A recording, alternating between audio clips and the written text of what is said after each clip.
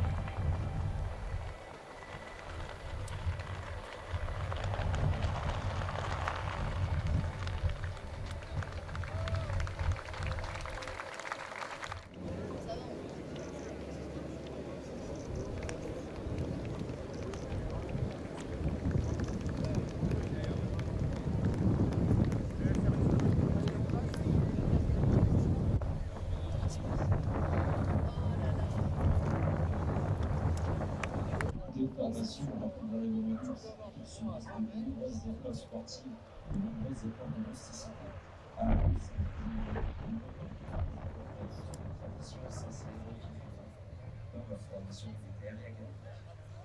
Eh bien bonjour, je suis le commandant Nicolas, je suis officier mécanicien, commandant de l'escadron de soutien technique Alpha Jet à Cazaux, sur la base aérienne 120, et également parachutiste dans l'équipe des ambassadeurs parachutistes de l'armée de l'air et de l'espace, l'équipe Phoenix. C'est une équipe qui regroupe avant tout des passionnés. C'est pas comme la patrouille de France, c'est-à-dire que c'est pas un travail à temps plein. On a notre travail à côté. Moi, comme je vous l'ai dit, je suis commandant d'escadron. Et du lundi au vendredi, je fais mon travail classique. Et le week-end, je viens en meeting pour faire des démonstrations aériennes. On fait principalement du voile contact. Donc on est des aviateurs de tout niveau, de tout grade, de toute spécialité. Ça va du caporal-chef jusqu'au lieutenant-colonel.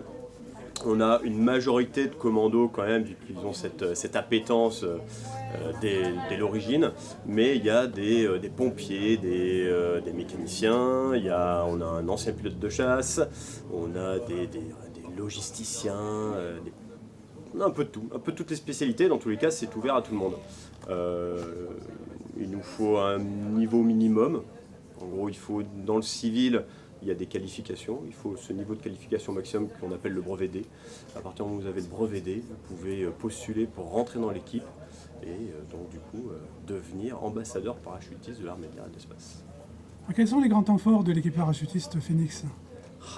Alors les grands temps forts, il y en a plein. Il y en a beaucoup. Ça peut être en fait la chance qu'on a, c'est que chaque meeting est vraiment différent. Là où la patrouille de France a son programme, elle va toujours faire à peu près le même selon la météo. Nous, on va s'adapter à l'avion, un gros avion, un petit avion. Donc du coup, par exemple, quand on saute du Bronco, on peut être que 4 dedans. Quand on saute de l'A400M, on peut être le nombre qu'on veut. Et donc du coup, on va adapter notre programme avec ça.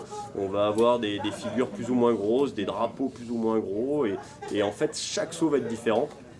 De par l'avion, de par le site. On va faire des sauts où on atterrit sur la plage, on fait des sauts comme ici où on atterrit sur une base aérienne. Tout est différent, donc des temps forts, il y en a plein. Merci à vous. Merci à vous.